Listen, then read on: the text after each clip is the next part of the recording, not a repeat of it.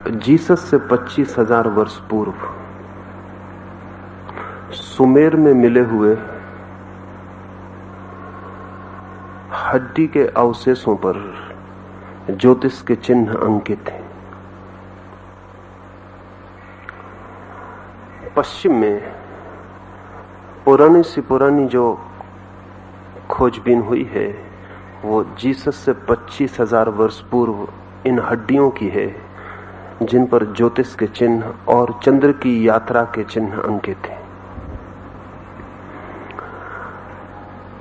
लेकिन भारत में तो बात और भी पुरानी है। ऋग्वेद में 95,000 वर्ष पूर्व ग्रह नक्षत्रों की जैसी स्थिति थी उसका उल्लेख है।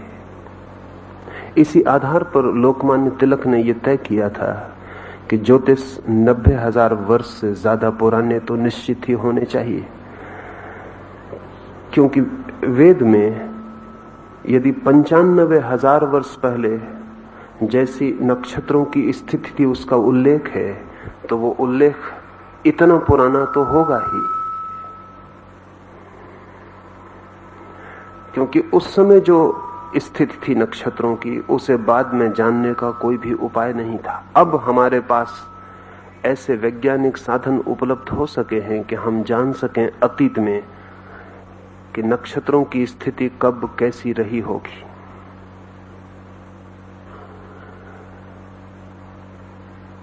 ज्योतिष की सर्वाधिक गहरी मान्यताएं भारत में पैदा हुई। सच तो यह है कि ज्योतिष के कारण ही गणित का जन्म हुआ। ज्योतिष की गणना के लिए ही सबसे पहले गणित का जन्म हुआ और इसीलिए अंक गणित के जो अंक हैं वो भारतीय हैं। सारी दुनिया की भाषाओं में 1 से लेकर 9 तक जो गणना के अंक हैं वे समस्त भाषाओं में जगत की भारतीय हैं। और सारी दुनिया में 9 डिजिट 9 अंक स्वीकृत हो गए।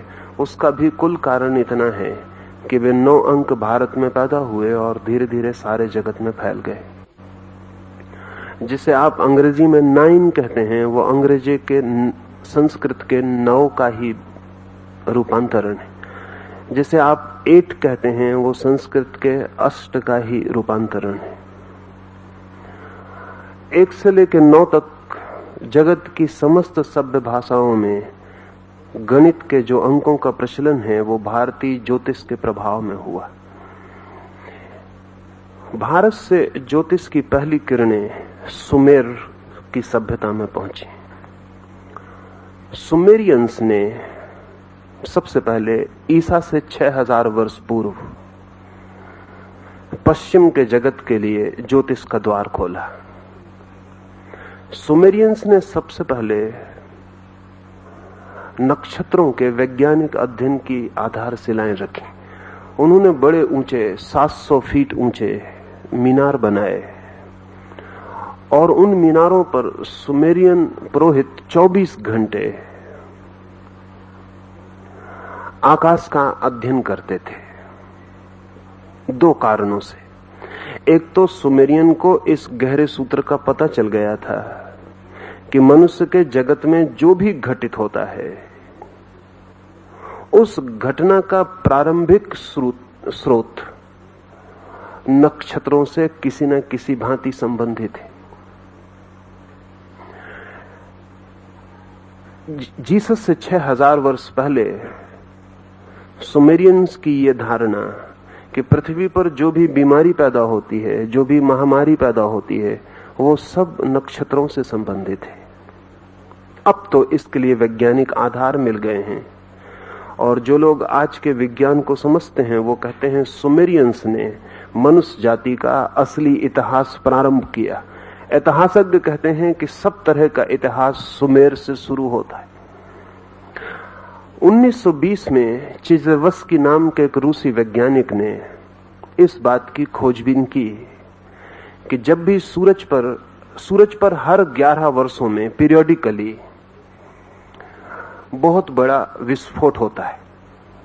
सूर्य पर हर 11 वर्ष में आणविक विस्फोट होता है और चिजेवस्की ने यह खोजबीन की कि जब भी सूरज पर 11 वर्षों में आणविक विस्फोट होता है तभी पृथ्वी पर युद्ध और क्रांतियों के सूत्रपात होते हैं। और उसने कोई 700 वर्ष के लंबे इतिहास में सूर्य पर जब भी दुर्घटना घटती है तभी पृथ्वी पर दुर्घटना घटती है, इसका इतना वैज्ञानिक विश्लेषण किया कि स्टालिन ने उसे 1920 में उठा के जेल में डाल दिया। वो स्टालिन के मरने के बाद ही चिजेवस्की छूट सका, क्योंकि स्टालिन के लिए तो अजीब बात हो गई।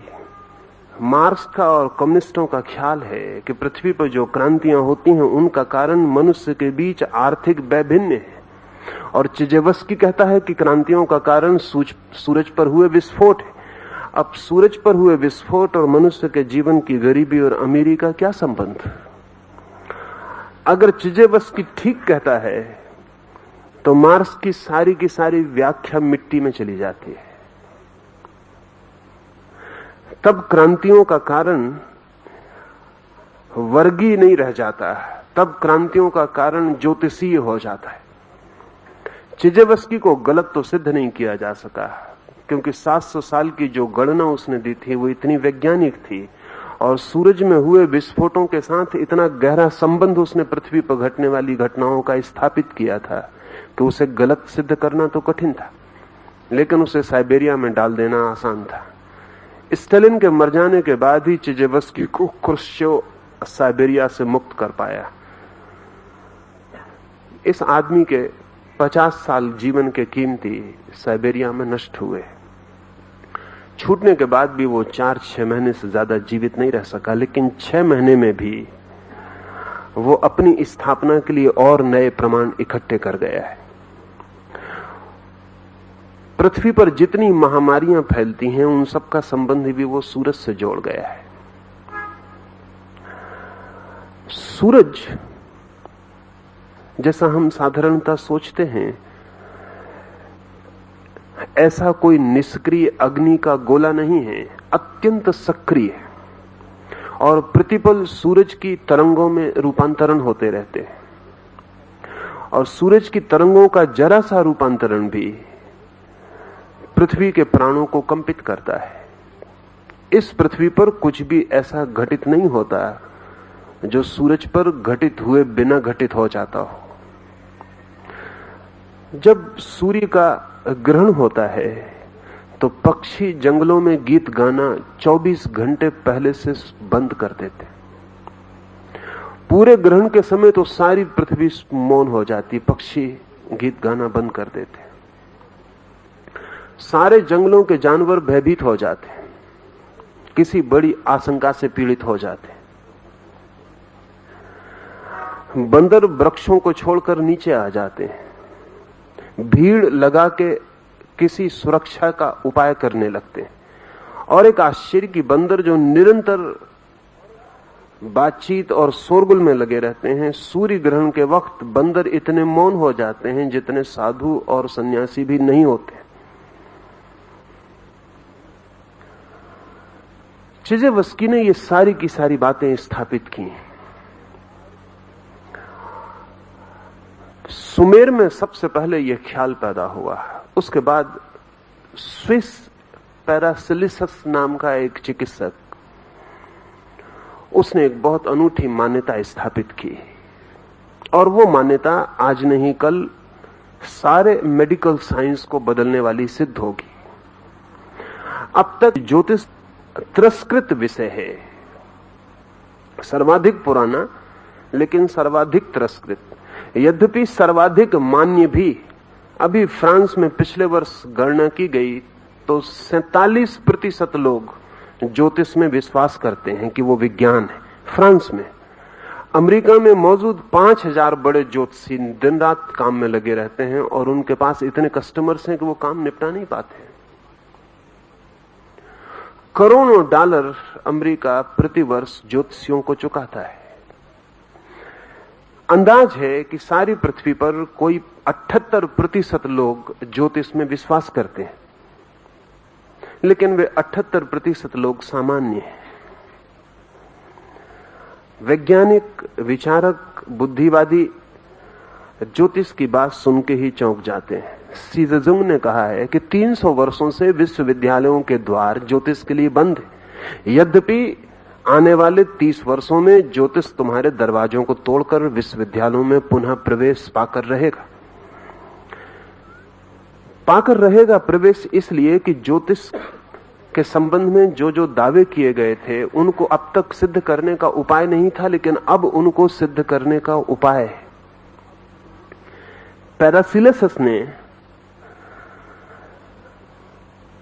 एक मान्यता को गति दी और वो मान्यता ये थी कि आदमी तभी बीमार होता है जब उसके और उसके जन्म के साथ जुड़े हुए नक्षत्रों के बीच का तारतम्य टूट जाता है। इसे थोड़ा समझ लेना जरूरी है। उससे बहुत पहले पाइथागोरस ने यूनान में कोई ईसा से 6000 वर्ष पूर्व, आज से कोई 2500 वर्ष पूर्व, ईसा से 600 वर्ष पूर्व पाइथागोरस ने प्लेनेटरी हार्मोनी, ग्रहों के बीच एक संगीत का संबंध है, इसके संबंध में एक बहुत बड़े दर्शन को जन्म दिया था। और पाइथागोरस ने जब ये बात कही थी तब वो भारत और इजिप्ट, इन 2 मुल्कों की यात्रा करके वापस लौटा था। अब पाइथागोरस जब भारत आया तब भारत बुद्ध और महावीर के विचारों से तीव्रता से आप्लावित था। पाइथागोरस हिंदुस्तान से वापस लौट के जो बातें कहा है उसमें उसने महावीर और विशेषकर जैनों के संबंध में बहुत सी बातें महत्वपूर्ण कही। उसने जैनों को जेनोसोफिस्ट कह के पुकारा है। सोफिस्ट का मतलब होता है दार्शनिक और जैनों का मतलब तो जैन।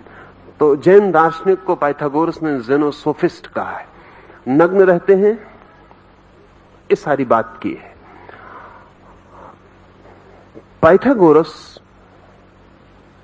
मानता था कि प्रत्येक नक्षत्र या प्रत्येक ग्रह या उपग्रह जब यात्रा करता है अंतरिक्ष में तो उसकी यात्रा के कारण एक विशेष ध्वनि पैदा होती। प्रत्येक नक्षत्र की गति एक विशेष ध्वनि पैदा करती है और प्रत्येक नक्षत्र की अपनी व्यक्तिगत निजी ध्वनि है। और इन सारे नक्षत्रों की ध्वनियों का एक तालमेल है जिसे वो विश्व की संगीत बद्धता, हार्मनी कहता था।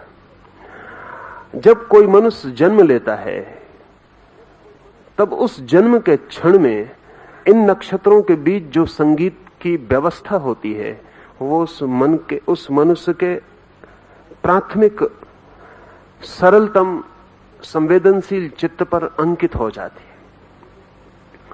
वही उसे जीवन भर स्वस्थ और अस्वस्थ करती है। जब भी वो अपनी उस मौलिक जन्म के साथ पाई गई संगीत व्यवस्था के साथ तालमेल बना लेता है तो स्वस्थ हो जाता है, और जब उसका तालमेल छूट जाता है तो अस्वस्थ हो जाता है। पैरासिलस ने इस संबंध में बड़ा महत्वपूर्ण काम किया। वो किसी मरीज को दवा नहीं देता था जब तक उसकी जन्म कुंडली ना देख ले। और बड़ी हैरानी की बात है कि पैरासिलस ने जन्म कुंडलियां देखकर ऐसे मरीजों को ठीक किया जिनको चिकित्सक कठिनाई में पड़ गए थे और ठीक नहीं कर पाते थे। उसका कहना था, जब तक मैं ये ना जान लूं कि ये व्यक्ति किन नक्षत्रों की स्थिति में पैदा हुआ है तब तक इसके अंतर संगीत के सूत्र को भी पकड़ना संभव नहीं है। और जब तक मैं ये ना जान लूं कि इसके अंतर संगीत की व्यवस्था क्या है तो इसे कैसे हम स्वस्थ करें, क्योंकि स्वास्थ्य का क्या अर्थ है इसे थोड़ा समझ लें। अगर साधारणतः हम चिकित्सक से पूछें कि स्वास्थ्य का क्या अर्थ है तो वो इतना ही कहेगा, बीमारी का न होना। पर उसकी परिभाषा निगेटिव है, नकारात्मक है। और ये दुखद बात है कि स्वास्थ्य की परिभाषा हमें बीमारी से करनी पड़े। स्वास्थ्य तो पॉजिटिव चीज है, बीमारी निगेटिव है, नकारात्मक है। स्वास्थ्य तो स्वभाव है, बीमारी तो आक्रमण है। तो स्वास्थ्य की परिभाषा हमें बीमारी से करनी पड़े, ये बात अजीब है। घर में रहने वाले की परिभाषा मेहमान से करनी पड़े तो बात अजीब है। स्वास्थ्य तो हमारे साथ है, बीमारी कभी होती है। स्वास्थ्य तो हम लेकर पैदा होते हैं, बीमारी उस पर आती है। पर हम स्वास्थ्य की परिभाषा अगर चिकित्सकों से पूछें तो वो यही कह पाते हैं कि बीमारी नहीं है तो स्वस्थ है। पैरासिलिस कहता था ये व्याख्या गलत है, स्वास्थ्य की पॉजिटिव डेफिनेशन होनी चाहिए। पर उस पॉजिटिव डेफिनेशन को, उस विधायक व्याख्या को कहां से पकड़ेंगे? तो पैरासिलिस कहता था जब तक हम तुम्हारे अंतर्निहित संगीत को न जान लें, वही तुम्हारा स्वास्थ्य है, तब तक हम ज्यादा से ज्यादा तुम्हारी बीमारियों से तुम्हारा छुटकारा करवा सकते हैं। लेकिन हम एक बीमारी से तुम्हें छुड़ाएंगे और तुम दूसरी बीमारी को तत्काल पकड़ लोगे, क्योंकि तुम्हारे भीतरी संगीत के संबंध में कुछ भी नहीं किया जा सका। असली बात तो वही थी कि तुम्हारा भीतरी संगीत स्थापित हो जाए। इस संबंध में पैरासिलिस को हुए तो कोई 500 वर्ष होते हैं। उसकी बात भी खो गई थी। लेकिन अब पिछले 20 वर्षों में 1950 के बाद दुनिया में ज्योतिष का पुनर्आविर्भाव हुआ है। और आपको जान के हैरानी होगी कि कुछ नए विज्ञान पैदा हुए हैं जिनके संबंध में कुछ आपसे कह दूं तो फिर पुराने विज्ञान को समझना आसान हो जाएगा। 1950 में एक नई साइंस का जन्म हुआ। उस साइंस का नाम है कॉस्मिक केमिस्ट्री, ब्रह्म रसायन। उसको जन्म देने वाला आदमी है जियोजार्जी गियोर्डी।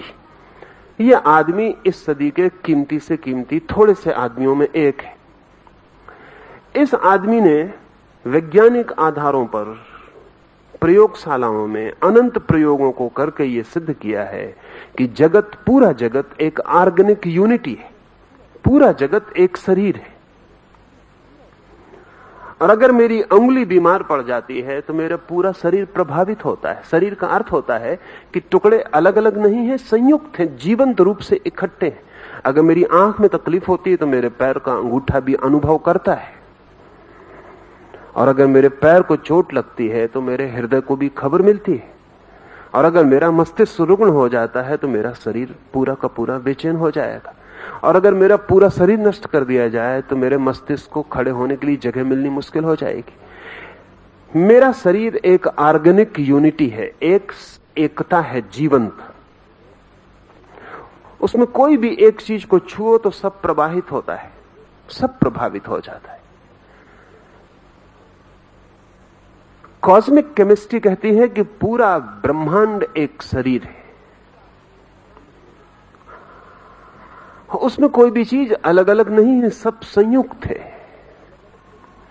इसलिए कोई तारा कितने ही दूर क्यों ना हो, वो भी जब बदलता है तो हमारे हृदय की गति को बदल जाता है। और सूरज चाहे कितने ही फासले पे क्यों ना हो, जब वो ज्यादा उत्तप्त होता है तो हमारे खून की धाराएं बदल जाती हैं।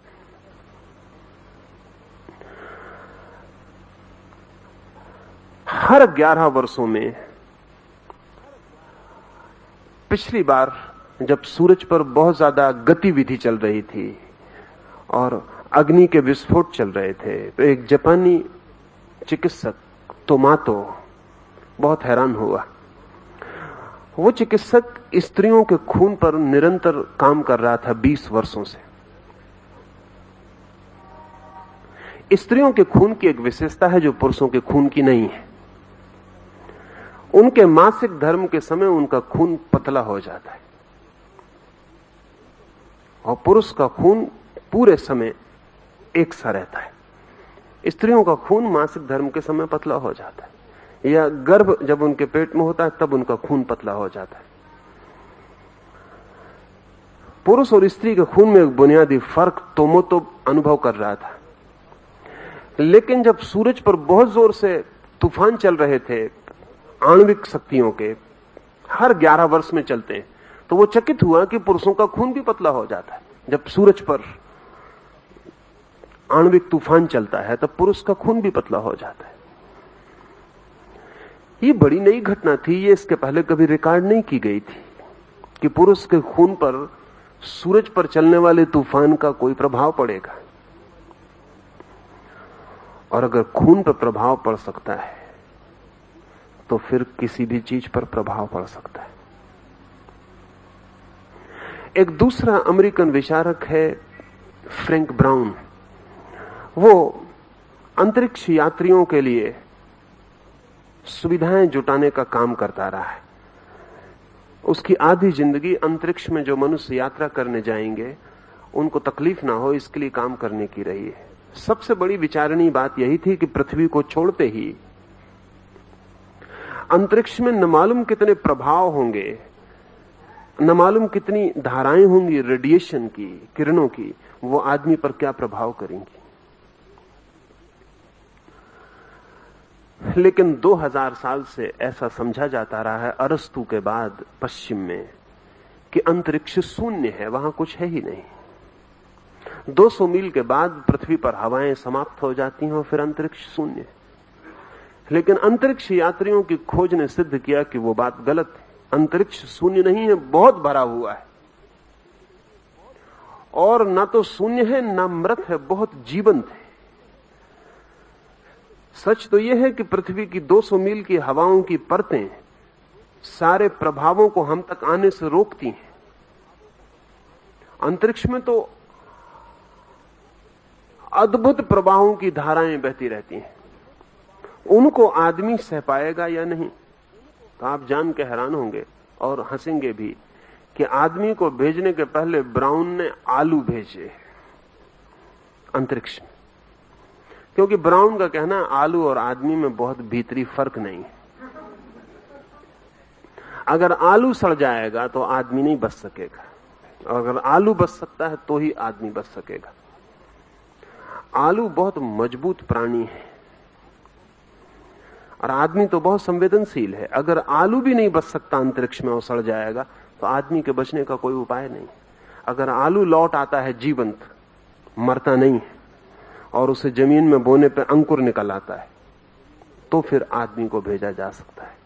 तब भी डर है कि आदमी सह पाएगा या नहीं। इससे एक और हैरानी की बात ब्राउन ने सिद्ध की कि आलू जमीन के भीतर पड़ा हुआ या कोई भी बीज जमीन के भीतर पड़ा हुआ भी बढ़ता है सूरज के ही संबंध में। सूरज ही उसे जगाता उठाता है, उसके अंकुर को पुकारता और ऊपर उठाता है। ब्राउन एक दूसरे शास्त्र का अन्वेषक है और उस शास्त्र को अभी ठीक ठीक नाम मिलना शुरू हो रहा है, लेकिन अभी उसे कहते हैं प्लेनेटरी हेरेडिटी, उपग्रही वंशानुक्रम। अंग्रेजी में शब्द है होरोस्कोप, वो यूनानी होरोस्कोपस का रूप है। होरोस्कोप यूनानी शब्द का अर्थ होता है मैं देखता हूं जन्मते हुए ग्रह को, शब्द का अर्थ होता है। असल में जब एक बच्चा पैदा होता है तब उसी समय पृथ्वी के चारों ओर क्षितिज पर अनेक नक्षत्र जन्म लेते हैं, उठते हैं, जैसे सूरज उठता है सुबह, जैसे सुबह सूरज उगता है सांझ डूबता है, ऐसे ही 24 घंटे अंतरिक्ष में नक्षत्र उगते हैं और डूबते हैं। जब एक बच्चा पैदा हो रहा है, समझें सुबह 6 बजे बच्चा पैदा हो रहा है, वही वक्त सूरज भी पैदा हो रहा है, उसी वक्त और कुछ नक्षत्र पैदा हो रहे हैं, कुछ नक्षत्र डूब रहे हैं, कुछ नक्षत्र ऊपर हैं, कुछ नक्षत्र उतार पर चले गए, कुछ नक्षत्र चढ़ाव पर हैं। ये बच्चा जब पैदा हो रहा है तब अंतरिक्ष में नक्षत्रों की एक स्थिति है। अब तक ऐसा समझा जाता था, और अभी भी अधिक लोग जो बहुत गहराई से परिचित नहीं है वो ऐसा ही सोचते हैं कि चांद तारों से आदमी के जन्म का क्या लेना देना। चांद तारे कहीं भी हों, इससे एक गांव में बच्चा पैदा हो रहा है, इससे क्या फर्क पड़ेगा। फिर वे ये भी कहते हैं कि एक ही बच्चा पैदा नहीं होता, एक तिथि में एक नक्षत्र की स्थिति में लाखों बच्चे पैदा होते हैं, उनमें से एक प्रेसिडेंट बन जाता है किसी मुल्क का, बाकी तो नहीं बन पाते। एक उनमें से 100 वर्ष का होकर मरता है, दूसरा 2 दिन का ही मर जाता है। एक उसमें से बहुत बुद्धिमान होता है और एक निर्बुद्धि रह जाता है। तो साधारण देखने पर पता चलता है कि इन ग्रह नक्षत्रों की स्थिति का किसी के बच्चे के पैदा होने से होरोस्कोप से क्या संबंध हो सकता है। यह तर्क इतना सीधा और साफ मालूम होता है कि ये चांद तारे एक बच्चे के जन्म की चिंता भी नहीं करते हैं, और फिर एक बच्चा ही पैदा नहीं होता, एक स्थिति में लाखों बच्चे पैदा होते, पर लाखों बच्चे एक से नहीं होते। इन तर्कों से ऐसा लगने लगा था, 300 वर्षों से तर्क दिए जा रहे हैं कि कोई संबंध नक्षत्रों से व्यक्ति के जन्म का नहीं है। लेकिन ब्राउन, पिकॉडी और इन सारे लोगों की तो इन सब की खोज का एक अद्भुत परिणाम हुआ है, और वो ये कि ये वैज्ञानिक कहते हैं अभी हम ये तो नहीं कह सकते कि व्यक्तिगत रूप से कोई बच्चा प्रभावित होता होगा, लेकिन अब हम ये पक्के रूप से कह सकते हैं कि जीवन प्रभावित होता है। एक बात, व्यक्तिगत रूप से बच्चा प्रभावित होता होगा हम अभी नहीं कह सकते हैं, लेकिन जीवन निश्चित रूप से प्रभावित होता है। और अगर जीवन प्रभावित होता है तो हमारी खोज जैसे जैसे सूक्ष्म होगी वैसे वैसे हम पाएंगे कि व्यक्ति भी प्रभावित होता है। इससे एक बात और ख्याल में ले लेनी जरूरी है, जैसा सोचा जाता रहा है वो तथ्य नहीं है। ऐसा सोचा जाता रहा है कि ज्योतिष विकसित विज्ञान नहीं है, प्रारंभ उसका हुआ और फिर वो विकसित नहीं हो सका।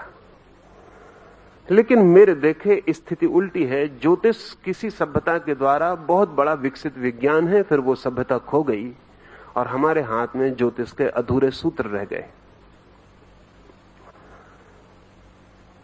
ज्योतिष कोई नया विज्ञान नहीं है जिसे विकसित होना है, बल्कि कोई विज्ञान है जो पूरी तरह विकसित हुआ था और फिर जिस सभ्यता ने उसे विकसित किया वो खो गई, और सभ्यताएं रोज आती हैं और खो जाती हैं। फिर उनके द्वारा विकसित चीजें भी अपने मौलिक आधार खो देती हैं, सूत्र भूल जाती हैं, उनके आधारशिलाएं खो जाती हैं। विज्ञान आज इसे स्वीकार करने के निकट पहुंच रहा है कि जीवन प्रभावित होता है, और एक छोटे बच्चे के जन्म के समय उसकी चित्त की स्थिति ठीक वैसी होती है जैसे बहुत सेंसिटिव फोटोप्लेट की। इस पर 2-3 बातें और ख्याल में ले लें।